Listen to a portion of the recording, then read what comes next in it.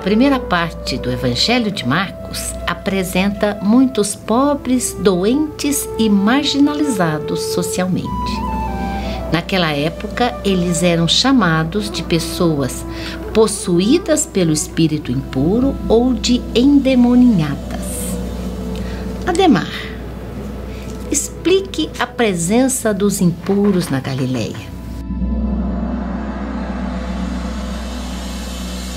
Realmente, no início do Evangelho de Marcos, o trabalho de Jesus é só com pobres, doentes e impuros.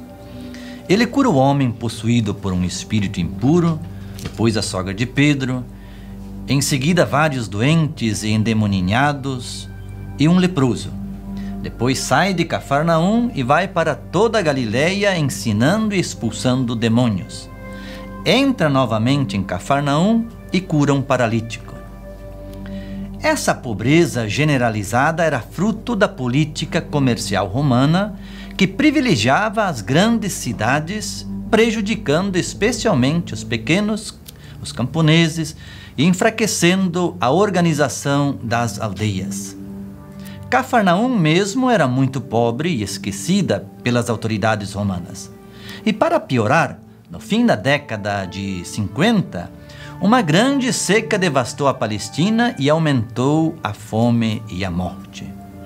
E por último, ainda era forte a lei do puro e do impuro, que dizia que os pobres e doentes eram culpados da sua situação, pois eram pecadores. Enquanto isso, alheio a toda essa situação, o rei Herodes fazia festa em seu palácio e executava o profeta do povo.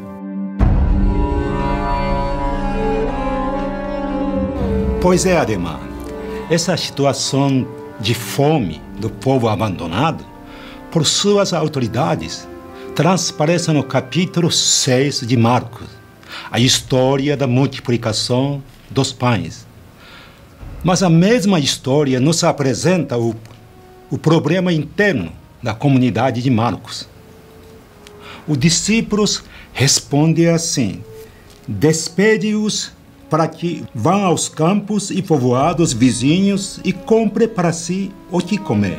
Veja só, alguns membros da comunidade estão com a atitude e o espírito dos dominadores, os poderes do mundo de busca desenfreada, de lucro, poder e privilégio.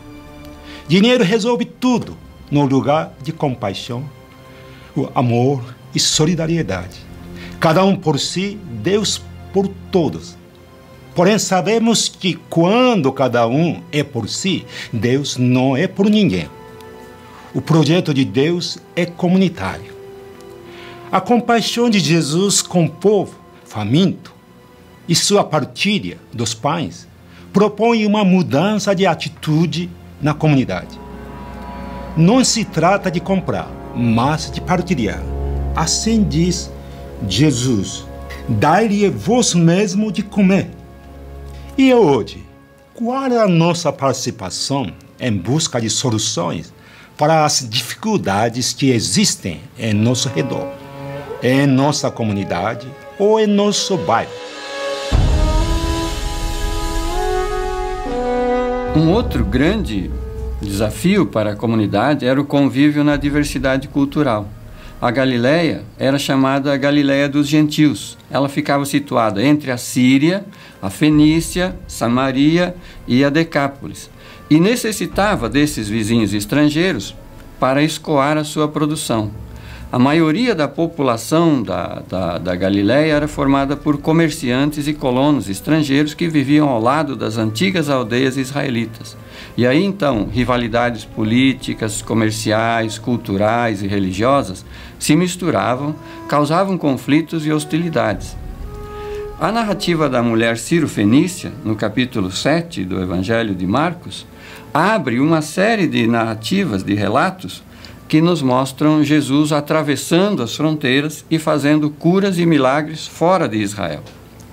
Com esses relatos, a comunidade quer aprofundar e dar continuidade ao primeiro trabalho de Jesus entre os israelitas, os filhos, abrindo o reino também aos estrangeiros, os cachorrinhos. Como Jesus, que é convencido pela situação, pelas palavras da mulher cirofenícia, a comunidade de Marcos é uma comunidade sensível, que coloca a situação de fome, de opressão, que atingia tanto os pobres judeus como os estrangeiros, acima das suas tradições étnicas e religiosas. A solidariedade do reino deve ultrapassar as fronteiras estreitas do legalismo, do ritualismo e do messianismo nacionalista e quebrar as barreiras étnicas, sociais e barreiras de gênero. A defesa e a promoção da vida dos pobres é o caminho para alcançar o reino. Esse é o caminho apontado pelo Jesus Messias. O que nós e nossas comunidades podemos aprender com essa atitude?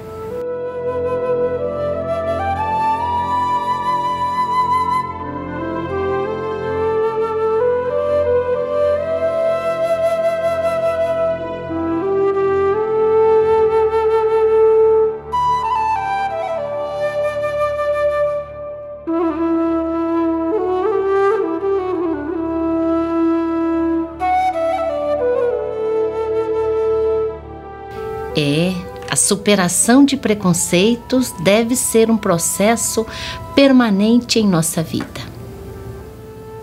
É preciso ultrapassar as fronteiras que nos afastam das pessoas. Divisões que muitas vezes estão fortemente enraizadas dentro de nós.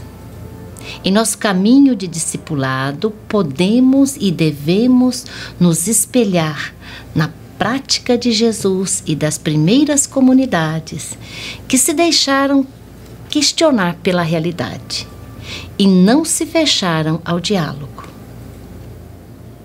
É sabedoria ser capaz de mudar de ideia quando percebemos que nossa maneira de pensar e nossos posicionamentos provocam exclusões e não produzem vida.